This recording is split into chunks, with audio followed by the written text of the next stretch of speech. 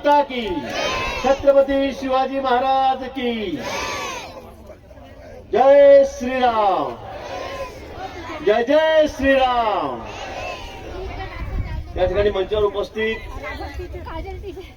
आदरणीय पूजनीय आमचे हरिगिरीजी महाराज, त्र्यंबकेश्वर, नाशिकहून आलेले सर्व साधू संत महंत, सर्व आदरणीय पूजनीय या ठिकाणी उपस्थित आपले आमदार राहुलजी, दिव्याताई, सर्व अधिकारी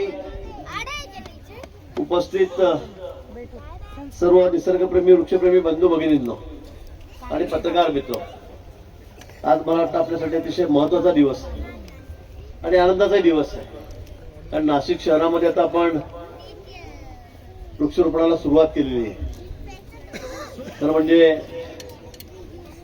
गेल्या काही दिवसापासून वर्तमानपत्र असतील, दूरदर्शन असतील, सगळ्या चॅनलवर, नुसतं राज्यातल्याच नाही तर देशामधल्या टीव्ही चॅनलवर एक चर्चेचा विषय या ठिकाणी आपल्या वृक्षांचा झालेला होता.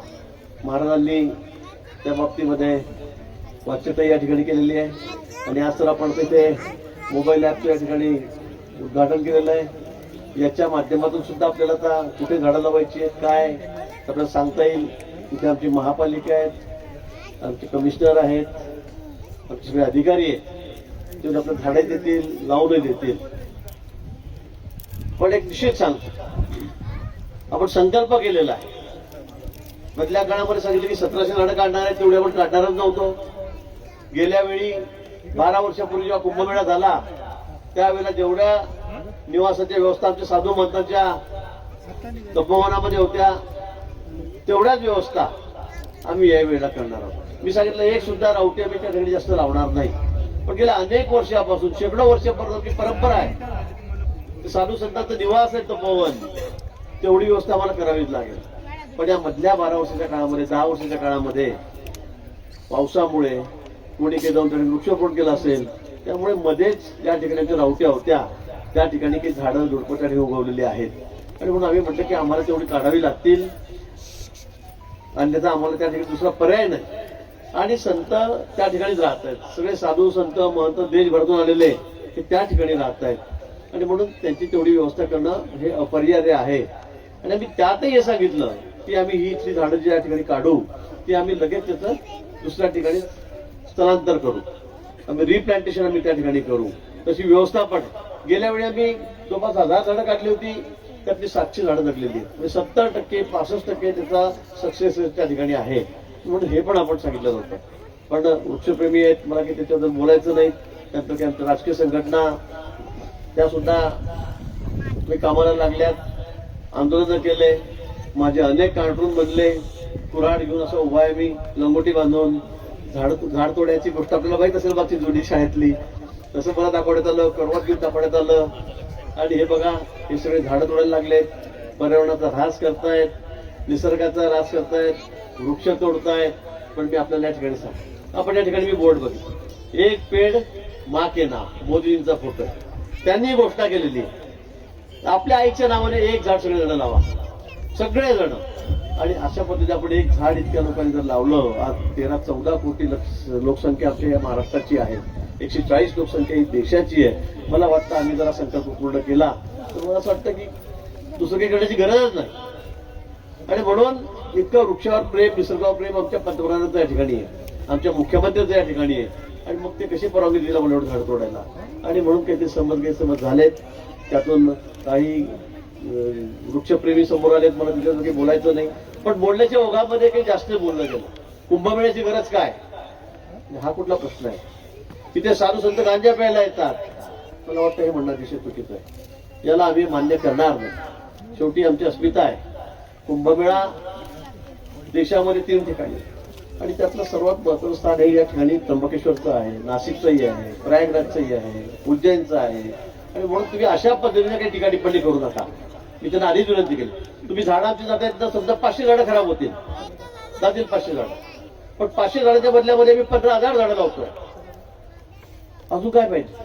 आणि झाडे तुम्ही बघतात, त्यांनी सांगितलं की नुसते झाडं लावतात, छोटे छोटे 2-2 फुटाचे 1-1 फुटाचे, पुढच्या वर्षी दिसत नाही. आता यातलं एकही झाड, 15,000 झाडामधलं एकही झाड मरणार नाही. एकही झाड, 100% सगळी जी झाडं आहेत ते सगळे आम्ही जगवणार आहोत. यातलं एकही झाड मेलेलं असेल तर मला सांगा, आम्ही 200-500 झाड एक्स्ट्रा ठेवू.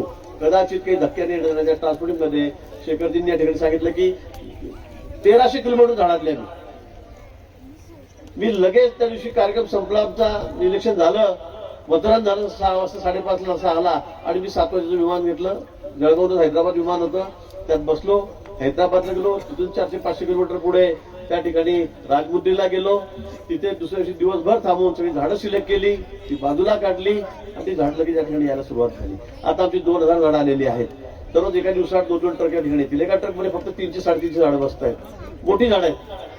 1300 किलोमीटरचा प्रवास त्याचा या ठिकाणी आहे. आणि म्हणून मी सांगितलं की 15,000 झाडं लावल्याशिवाय आम्ही स्वस्त पडणार नाही. आणि आम्ही जेव्हा झाडं लावू तुमचं समाधान होईल. आणि माझं एकट्याचं काम नाहीये, हे प्रशासनाचं काम नाहीये, हे आमच्या सगळ्या नाशिककरांची जबाबदारी आहे. सर्वात महत्वाचं आहे तुमची आमची जबाबदारी आहे. ही फक्त सरकार म्हणून होणार नाही, मंत्री म्हणून माझी होणार नाही, कुठल्या कोणाची एक वैयक्तिक जबाबदारी नाही, तर ही आमच्या नाशिककरांची जबाबदारी. कारण या नाशिक भूमीचं एक वेगळं महात्म्य आहे, एक वेगळं महत्व या भूमीचं आहे. ही सगळीच आहे. म्हणजे इथे काय नाही, महाराजांनी सांगितलं प्रभू श्रीरामचंद्राच्या पदस्पर्शाने पुरीत झालेली भूमी आहे. आणि म्हणून मी तिचं संवर्धन, तिची जोपासना ती तशीच झाली पाहिजे. तिथलं पर्यावरण तसं सांभाळता आलं पाहिजे.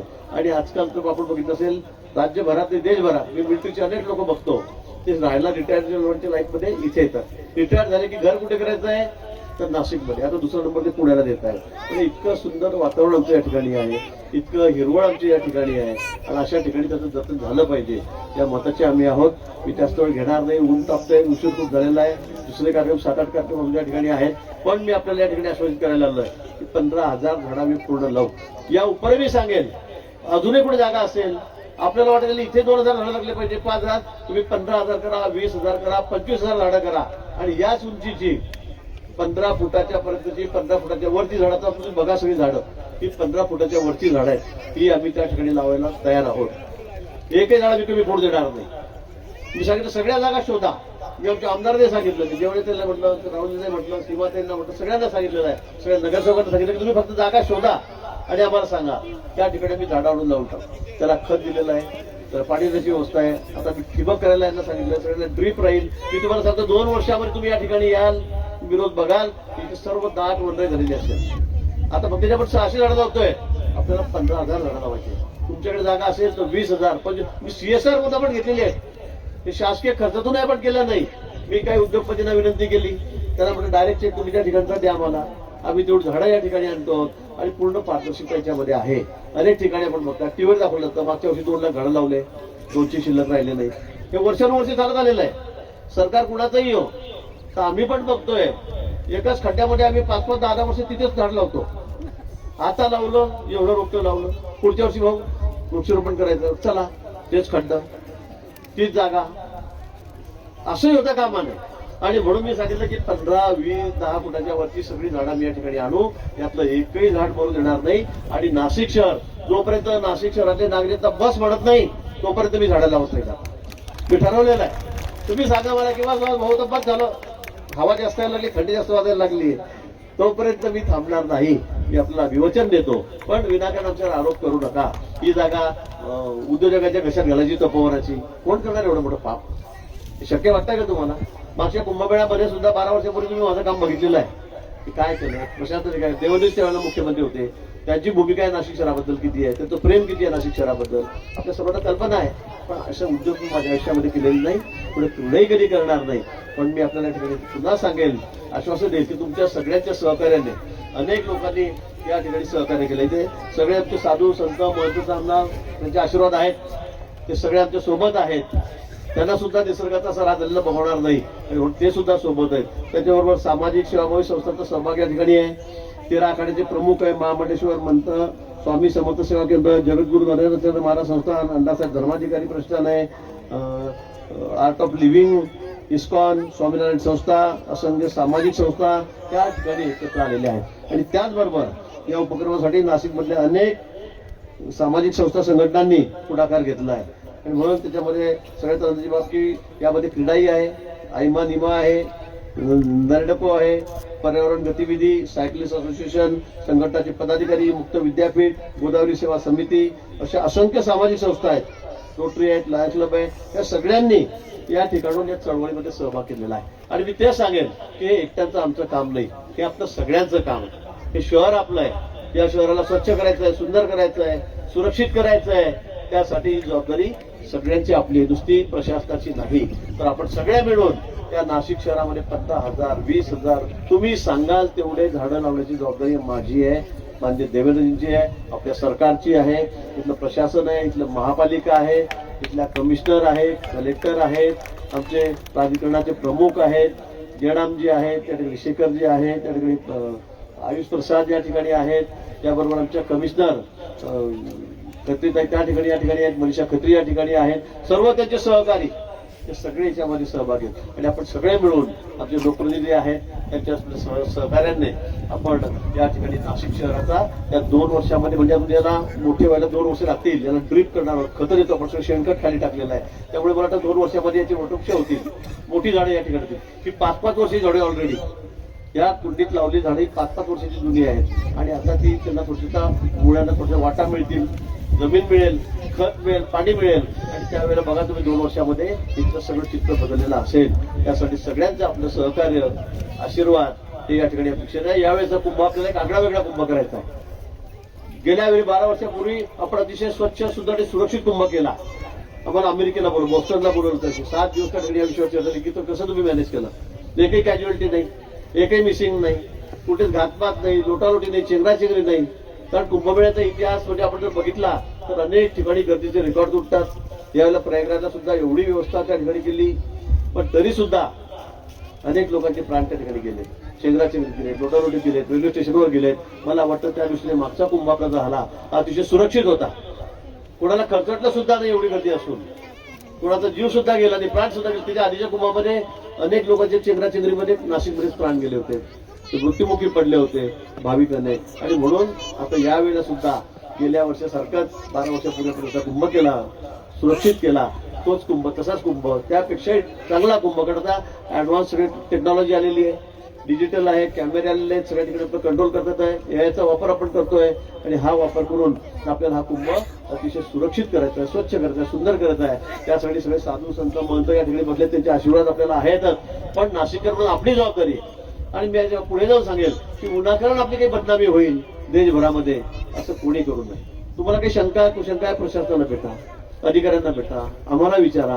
पण काहीतरी आम्ही नाशिकचं सगळं काहीतरी बट्ट्याबोळ करतोय, काहीतरी अपवित करतोय, काहीतरी वेगळं करतोय, असा प्रचार प्रसार कुणी करू नका, कुणी करू नका.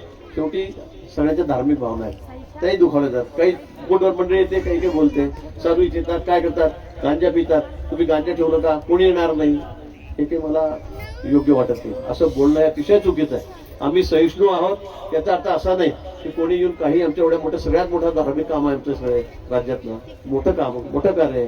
कोट्यवधी लोक या ठिकाणी येणार आहेत, मागच्या वेळेपेक्षा तिप्पट चौपट त्या ठिकाणी भाविक येणार आहेत. आणि तुम्ही जर अशा पद्धतीने साधू संत म्हणतो अवमान करत असाल तर ते सुद्धा खपवून घेतलं जाणार नाही, खपवून घेतलं जाणार.